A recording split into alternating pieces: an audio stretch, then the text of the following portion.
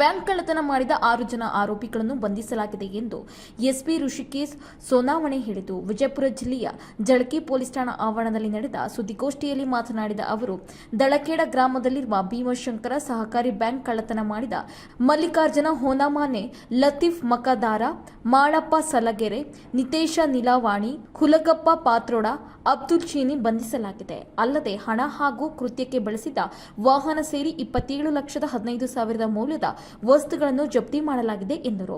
ಆರೋಪಿಗಳ ವಿರುದ್ಧ ಬಾಗಲಕೋಟ, ಗದಗ, ಕೊಪ್ಪಳ, ಬೆಳಗಾವಿಯಲ್ಲಿ ಕೇಸ್ಗಳಿವೆ ಎಂದು ಮಾಹಿತಿ ನೀಡಿದರು.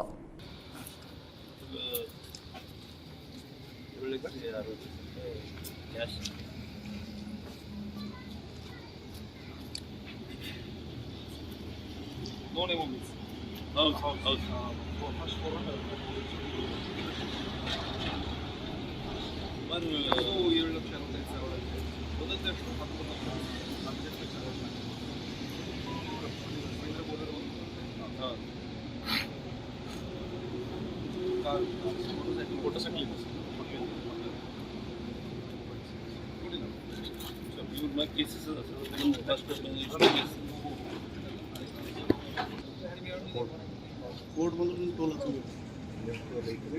हा toll unit 0 point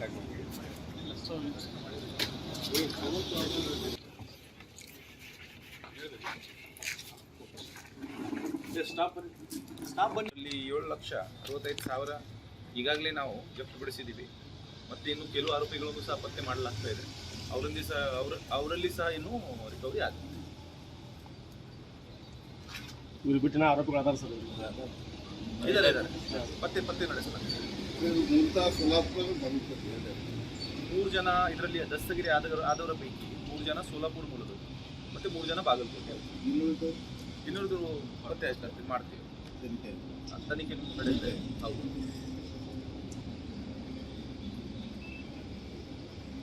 thank you.